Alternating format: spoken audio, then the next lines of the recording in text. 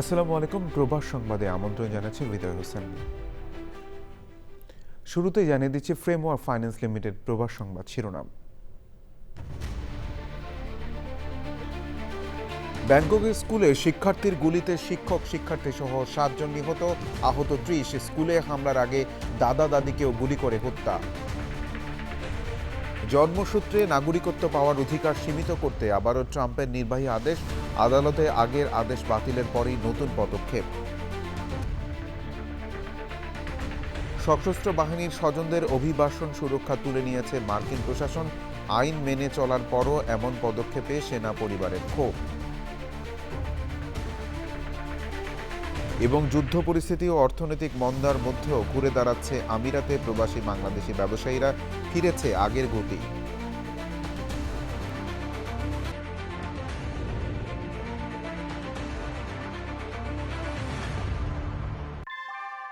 New ইয়র্কে প্রবীণদের কাছে আস্থার নাম অল কাউন্টি হোম কেয়ার। এখানে পাচ্ছেন প্রিয়জনের যত্নে অভিজ্ঞ কেয়ার গিভার। কল করুন 646-444-2266।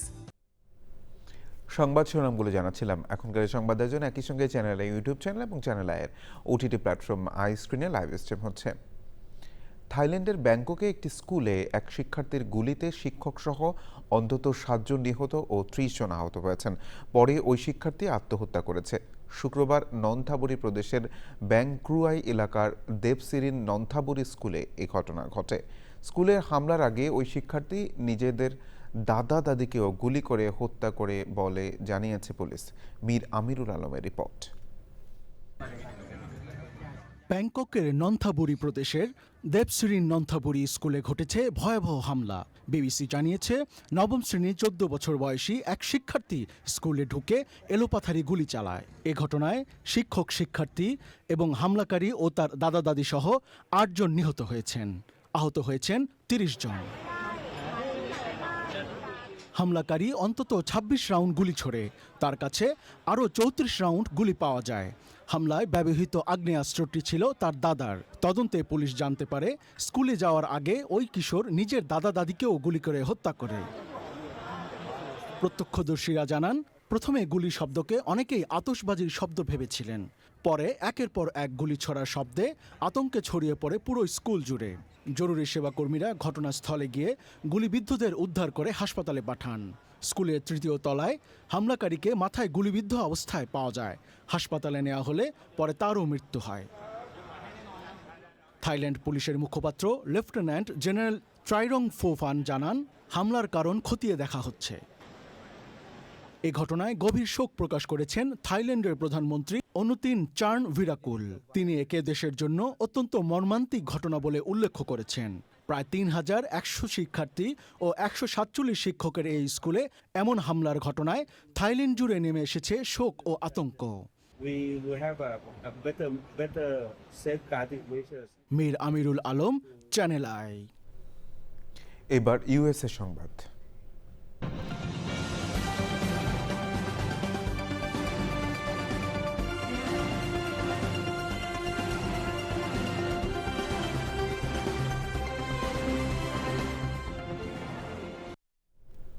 যুক্তরাষ্ট্রের সংবিধানে স্বীকৃত জন্মসূত্রে নাগরিকত্ব পাওয়ার অধিকার সীমিত করতে দ্বিতীয়বার উদ্যোগ নিয়েছেন মার্কিন প্রেসিডেন্ট ডোনাল্ড ট্রাম্প। অবৈধ অভিবাসী ও স্থায়ীভাবে বসবাস না করা বিদেশি নাগরিকদের সন্তানদের স্বয়ংক্রিয় নাগরিকত্ব পাওয়ার পথ বন্ধ করতে তার একটি ব্যাপক ভিত্তিক পরিকল্পনা সুপ্রিম কোর্ট বাতিল করে দেওয়ার মাত্র কয়েক সপ্তাহের মাথায় তিনি আবারও এই পদক্ষেপ নিলেন। যাযাবর মেন্টর রিপোর্ট। বৃহস্পতিবার মার্কিন প্রেসিডেন্ট ডোনাল্ড ট্রাম্প দুটি পৃথক নির্বাহী আদেশে সই করেছেন। সংবিধানে স্বয়ংক্রিয় নাগরিকত্ব পাওয়ার অযোগ্যদের তালিকা আরও বিস্তৃত করা এবং তথাকথিত বার্থ ট্যুরিজম বা সন্তানের নাগরিকত্ব নিশ্চিত করতে যুক্তরাষ্ট্রে গিয়ে সন্তান জন্ম দেওয়ার উদ্দেশ্যে ভ্রমণ নিষিদ্ধ করাই এসব আদেশের লক্ষ্য। বৃহস্পতিবার ওভাল অফিসে ট্রাম্প সাংবাদিকদের বলেন, জন্মসূত্রে নাগরিকত্ব নিয়ে সুপ্রিম কোর্টে দুর্ভাগ্যজনক সিদ্ধান্ত নেওয়া হয়েছে। বিষয়টি সম্পূর্ণ অন্যায্য হয়, এতে কিছু সংশোধন আনা হচ্ছে। Concerning birthright, it was close, but a very, very unfortunate decision. So we're making adjustments because it's very unfair. This was done for a different reason. This was done right after the Civil War. This was for the babies of slaves. And what's happening now, people are building businesses around it. From wealthy people are building businesses around birthright citizenship. That's not the way it's supposed to work. It's a disgrace. They're buying their way in. And we're not going to let it happen. নতুন আদেশ অনুযায়ী যেসব শিশু জন্মসূত্রে নাগরিকত্ব পাবে না তাদের সংজ্ঞা আরও বিস্তৃত করার উদ্যোগ নেওয়া হয়েছে। হোয়াইট হাউসের ডেপুটি চিফ অব স্টাফ এবং ট্রাম্পের অভিবাসন বিরোধী নীতির অন্যতম প্রধান পরিকল্পনাকারী স্টিফেন মিলার বলেন, নতুন আদেশের আওতায় বিদেশি সন্ত্রাসী সংগঠনের সদস্যদের সন্তান এবং বিদেশি সরকারের পক্ষে তদবির ও কাজ করা বড় একটি শ্রেণী মানুষের সন্তানদের অন্তর্ভুক্ত করার লক্ষ্য রয়েছে। আদেশে আরও বলা হয়েছে, যেসব শিশুর বাবা মা নাগরিকত্ব পেতে প্রতারণামূলক কর্মকাণ্ডে জড়িয়েছেন তাদেরও জন্মসূত্রে নাগরিকত্ব দেওয়া হবে না। দ্বিতীয় নির্বাহী আদেশে বার্থ ট্যুরিজম ঠেকাতে ফেডারেল সংস্থাগুলোকে এ ধরনের ভ্রমণের আয়োজনকারীদের বিরুদ্ধে ব্যবস্থা নেওয়ার নির্দেশ দেওয়া হয়েছে। ট্রাম্প দাবি করেন, লাখ লাখ মানুষ এই পদ্ধতি অনুসরণ করেছে। অভিবাসন সংক্রান্ত গবেষণা সংস্থা মাইগ্রেশন পলিসি ইনস্টিটিউটের আদমশুমারি ভিত্তিক তথ্য অনুযায়ী যুক্তরাষ্ট্রে প্রতি বছর বার্থ ট্যুরিজমের মাধ্যমে জন্ম নেওয়া শিশুর সংখ্যা 22,000 থেকে 26,000। অন্যদিকে 2024 সালের সরকারি তথ্যে বিদেশি ঠিকানা ব্যবহার করে শিশু জন্ম দেওয়ার সংখ্যা পাওয়া গেছে মাত্র 9,600, যা যুক্তরাষ্ট্রে বার্ষিক মোট জন্ম নেওয়া শিশুর 1%-এরও কম। যাযাবর মিন্টু, চ্যানেল আই। যুক্তরাষ্ট্রের সশস্ত্র বাহিনীর সদস্যদের স্বজনদের জন্য দীর্ঘদিন ধরে কার্যকর থাকা অভিবাসন সুরক্ষা তুলে নিয়েছে প্রশাসন।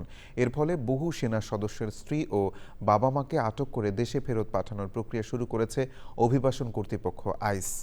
বহু বছরের আইনি নিয়ম মেনে চলার পরেও এমন পদক্ষেপে ক্ষোভ প্রকাশ করেছেন ভুক্তভোগী সেনা পরিবারগুলো। বিস্তারিত ডেস্ক রিপোর্টে।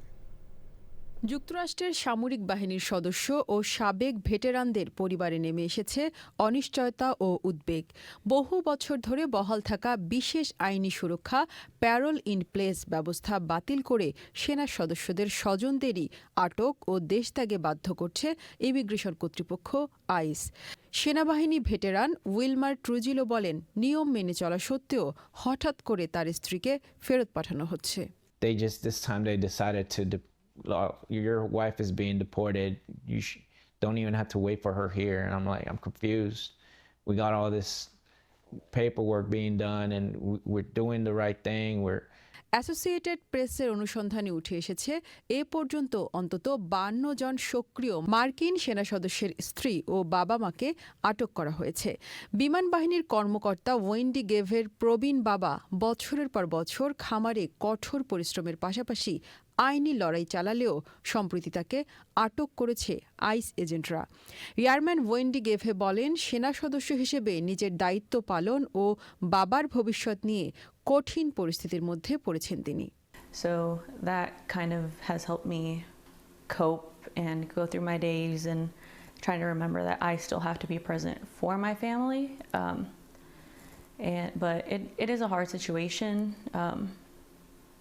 I wouldn't wish this on anybody. আটককৃতদের অনেকে জামিনে সাময়িক মুক্তি পেলেও আদালত ও আইনি প্রক্রিয়ার মাধ্যমে এখনও তাদের যুক্তরাষ্ট্র ছাড়ার মুখোমুখি হতে হচ্ছে। দশক ধরে দ্বিপক্ষীয় ঐক্যমত্যের ভিত্তিতে সেনা পরিবারগুলোকে অভিবাসন সংক্রান্ত কঠোর নীতি থেকে রক্ষা করা যেত, যাতে সেনা সদস্যরা তাদের দায়িত্বে মনোনিবেশ করতে পারেন। বিশেষজ্ঞরা সতর্ক করে বলেছেন, বর্তমান পরিস্থিতি সেনা সদস্যদের মনোবল ভেঙে দেওয়ার পাশাপাশি সার্বিক সামরিক প্রস্তুতিতেও নেতিবাচক প্রভাব ফেলছে। লালা নওশিন, চ্যানেল আই।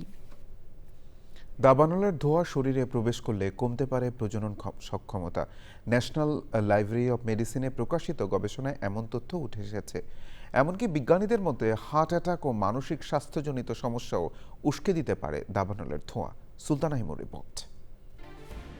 বিশ্বে দাবানলের ঘটনা ক্রমেই বেড়ে চলেছে, তবে দাবানলের কারণে বাড়ছে স্বাস্থ্য ঝুঁকি। বিশেষজ্ঞরা জোর দিয়ে বলছেন, দাবানলের ধোঁয়া শরীরে প্রবেশ করার বিষয়টি অত্যন্ত গুরুত্বের সাথে দেখা উচিত।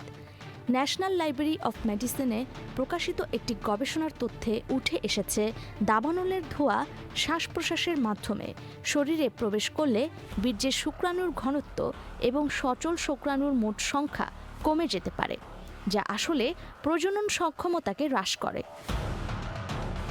বিজ্ঞানীদের মতে গর্ভবতী নারী এবং যারা সন্তান ধারণের চেষ্টা করছেন তাদের ক্ষেত্রে দাবানলের ধোঁয়া শরীরে প্রবেশের ক্ষতিকর প্রভাব আরও তীব্র হতে পারে।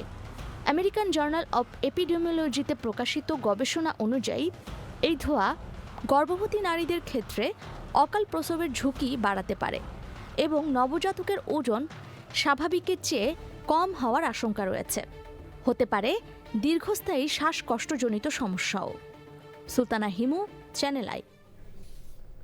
যুক্তরাষ্ট্রের নিউ ইয়র্কে সড়ক দুর্ঘটনায় গুরুতর আহত 3 বাংলাদেশি প্রায় 26,50,000 মার্কিন ডলার ক্ষতিপূরণ পেয়েছেন, যা বাংলাদেশি টাকায় প্রায় 33,12,00,000। তাদের পক্ষে আইনি লড়াই করে ক্ষতিপূরণ আদায়ে সহায়তা করেছেন নিউ ইয়র্কের অ্যাটর্নি মঈন চৌধুরী।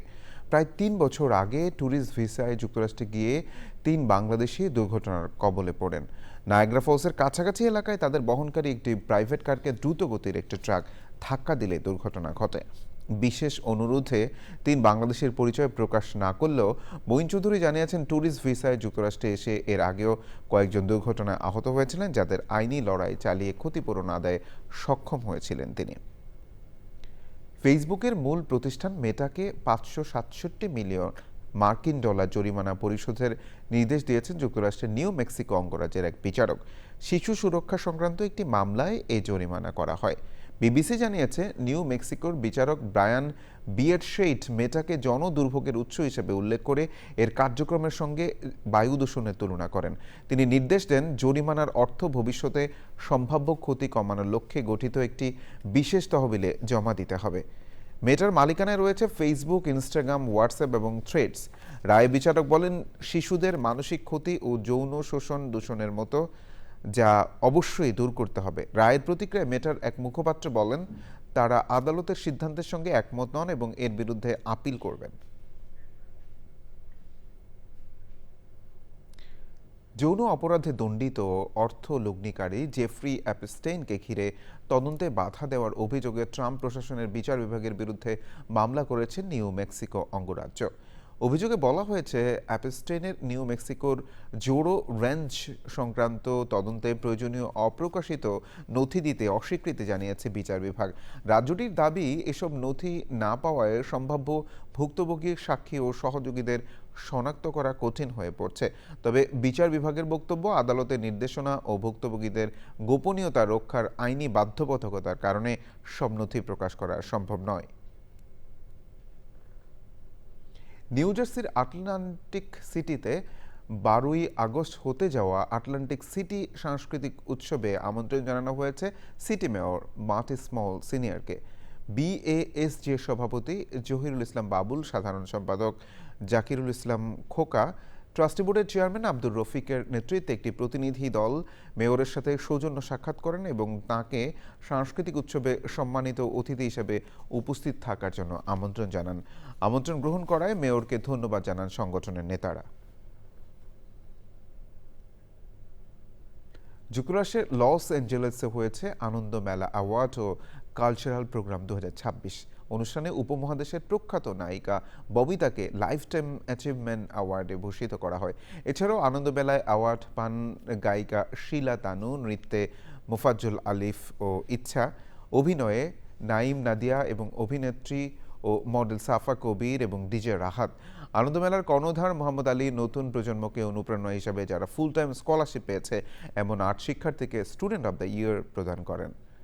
টিপু আলম ও জেবুন আলমকে parent of the year, Nasir খানকে বিজনেস অব দ্য ইয়ার এবং মোহাম্মদ হাসান মামুনকে মরণোত্তর পদক প্রদান করেন। এবার অন্যান্য সংবাদ। বিশ্ব পরিস্থিতি ও অর্থনৈতিক মন্দার কালো মেঘ কাটিয়ে আবার ঘুরে দাঁড়াচ্ছে সংযুক্ত আরব আমিরাতে বাংলাদেশি প্রবাসীদের ব্যবসা বাণিজ্য। 7টি প্রদেশেরই ছোট বড় বিভিন্ন খাতে ছড়িয়ে ছিটিয়ে থাকা বাংলাদেশি ব্যবসায়ীরা আবার ফিরে পাচ্ছেন তাঁদের আগের গতি। আরব আমিরাত প্রতিনিধি জাসিদুল ইসলামের পাঠানো তথ্য ভিডিওতে ডেস্ক রিপোর্ট। মরুর এই দেশটিকে অনেকেই নিজের দ্বিতীয় বাড়ি হিসেবে মনে করেন। নিরাপদ ও স্বাচ্ছন্দ্যময় পরিবেশের কারণেই অনেকেই পরিবার নিয়ে এখানে বসবাস করছেন দীর্ঘদিন ধরে। এখানে জন্ম নেওয়া ও বেড়ে ওঠা তরুণ প্রজন্ম ডাক্তার, প্রকৌশলী থেকে শুরু করে নামিদামি বহুজাতিক কোম্পানিতে নিজেদের দক্ষতার প্রমাণ দিয়ে যাচ্ছে। আমাদের ব্যবসা বাণিজ্য সমস্যা হয়েছিল, এখন আলহামদুলিল্লাহ আগের থেকে অনেক ভালো। আস্তে আস্তে বাইরের কাস্টমার টুরিস্টরা আসতে শুরু করছে। সংযুক্ত আরব আমিরাত সরকারের প্রতি গভীর আন্তরিকতা ও শ্রদ্ধা প্রকাশ করছি। বর্তমানে সংযুক্ত আরব আমিরাতে ব্যবসা বাণিজ্য স্বাভাবিক আছে, খুবই সচল চলতেছে, সুন্দর চলতেছে, আগের চেয়ে বরং অনেক ভালোই চলতেছে। ব্যবসায়ীরা বলছেন দুবাইয়ের কড়া নিরাপত্তা ও চমৎকার ব্যবসায়িক পরিবেশই তাদের সাফল্যের অন্যতম চাবিকাঠি। আরব আমিরাতে দিন হোক কিংবা রাত নির্বিঘ্নে চলাফেরা ও ব্যবসা পরিচালনার এমন পরিবেশ বিশ্বে বিরল। রমজানের প্রথম পর্যায়ে যখন বিশ্ব অস্থিরতা শুরু হয় তখন একটু আমরা হিমশিম খেয়েছিলাম ব্যবসার করতে। এখন ইনশাল্লাহ আমরা অনেক ঘুরে দাঁড়িয়েছি, এখন মোটামুটি স্মুথলি মাল আসতেছে চায়না থেকে, বিভিন্ন দেশ থেকে। সকল বাধা বিপত্তি আছে সেগুলা কাটায় অনেক ট্যুরিস্ট, অনেক ইনভেস্টররা আবার দুবাই ব্যাক করতেছে। আপনি বিভিন্ন ক্ষেত্রে যদি দেখেন দুবাই বিজনেসের জন্য যে সেক্টরগুলো আছে সেগুলো আবার কিন্তু নতুনভাবে আলো হয়ে রিকভার করতেছে। মাঝখানে আমাদের বিগত 2 মাস ধরে ব্যবসা বাণিজ্য অনেক মোটামুটি খারাপ ছিল, যাই হোক আলহামদুলিল্লাহ এখন মোটামুটি ব্যবসার পরিস্থিতি অনেক ভালো আগের থেকে। আমিরাত সরকারের আন্তরিক সহযোগিতা আর চমৎকার আইন শৃঙ্খলা ব্যবস্থার প্রতি শ্রদ্ধা জানিয়ে প্রবাসী নেতারাও সবাইকে স্থানীয় আইন মেনে চলার আহ্বান জানিয়েছেন। সামনের দিনে এই সুসম্পর্ক ও কঠোর পরিশ্রমে ভর করে বাংলাদেশিরা আমিরাতের অর্থনীতিতে আরও বড় ভূমিকা রাখবেন, এমনটাই প্রত্যাশা প্রবাসী সংশ্লিষ্টদের। রিয়াজ ইসলাম, চ্যানেল আই। কাতারে যথাযোগ্য মর্যাদা ও ভাব গাম্ভীর্যের সঙ্গে পালন করা হয়েছে জুলাই গণ অভ্যুত্থান ও জুলাই শহীদ দিবস। বাংলাদেশ দূতাবাসে আয়োজিত এই অনুষ্ঠানে সভাপতিত্ব করেন কাতারে নিযুক্ত বাংলাদেশের রাষ্ট্রদূত মোহাম্মদ হযরত আলী খান। কাতার প্রবাসী বাংলাদেশি কমিউনিটির সদস্য, বিভিন্ন রাজনৈতিক, সামাজিক ও সাংস্কৃতিক সংগঠনের প্রতিনিধিরা এতে অংশ নেন। আলোচনা বক্তারা শহীদদের প্রতি শ্রদ্ধা জানিয়ে তাদের আত্মত্যাগের আলোকে বৈষম্যহীন, ন্যায়ভিত্তিক ও সমৃদ্ধ বাংলাদেশ করার প্রত্যয় ব্যক্ত করেন।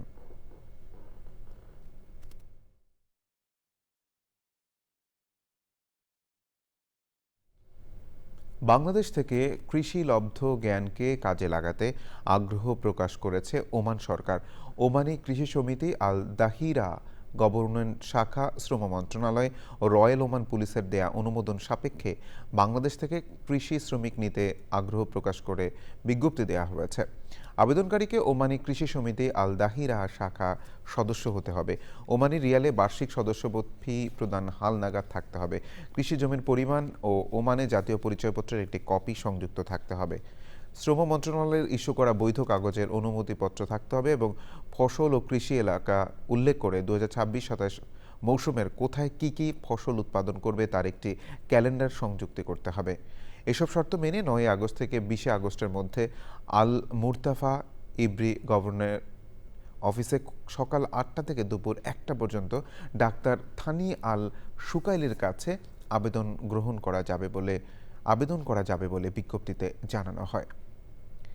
চীনের উত্তর পশ্চিমাঞ্চলীয় শানসি প্রদেশে ভারী বৃষ্টিতে দেখা দিয়েছে ব্যাপক বন্যা। ক্ষতিগ্রস্ত হয়েছে বহু বাড়িঘর ও স্থাপনা। চীনের রাষ্ট্রীয় সম্প্রচার মাধ্যম সিসিটিভির তথ্য অনুযায়ী এখন পর্যন্ত অন্তত 345টি স্থাপনা ক্ষতিগ্রস্ত হয়েছে। বন্যার ঝুঁকি এড়াতে 17,000-এরও বেশি মানুষকে নিরাপদ স্থানে সরিয়ে নেওয়া হয়েছে। শানসি প্রদেশের সাংলো শহরের শানইয়াং কাউন্টিতে বৃষ্টির পানি ঢুকে পড়েছে 18টি গ্রামে। কর্তৃপক্ষ পরিস্থিতি পর্যবেক্ষণ করছে। ক্ষতিগ্রস্ত এলাকাগুলোতে উদ্ধার ও ত্রাণ কার্যক্রম চলমান রয়েছে।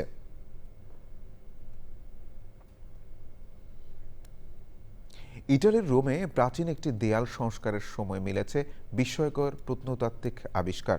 ইটালির রোমে 1800 বছর আগের বড় ধরনের একটি কক্ষের সন্ধান মিলেছে। কক্ষগুলোর মেঝেতে সুন্দর মোজাইক এবং দেয়াল ও ছাদে রঙিন ছবি বা ফ্রেস্কো পাওয়া গেছে। প্রত্নতাত্ত্বিকরা বলছেন তারা এখন পুরো এলাকা খনন করে প্রতিটি নিদর্শন পরীক্ষা করছেন। ভবনটি কোনো ধনী পরিবারের বাড়ি ছিল নাকি অন্য কোনো কাজে ব্যবহার হতো তা এখনো নিশ্চিত নয়।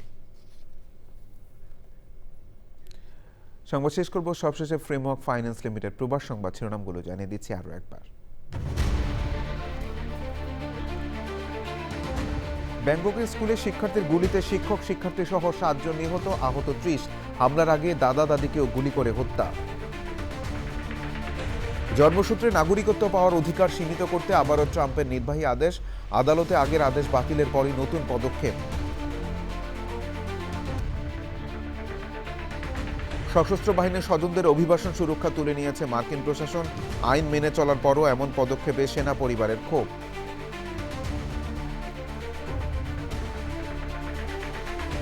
এবং যুদ্ধ পরিস্থিতি ও অর্থনৈতিক মন্দার মধ্যেও ঘুরে দাঁড়াচ্ছে আমিরাতে প্রবাসী বাংলাদেশি ব্যবসায়ীরা, ফিরেছে আগের গতি।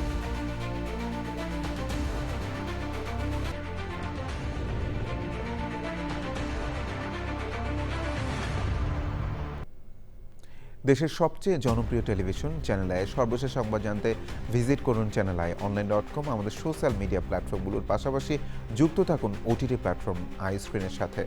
এই ছিল প্রবাস সংবাদ। ধন্যবাদ সবাইকে।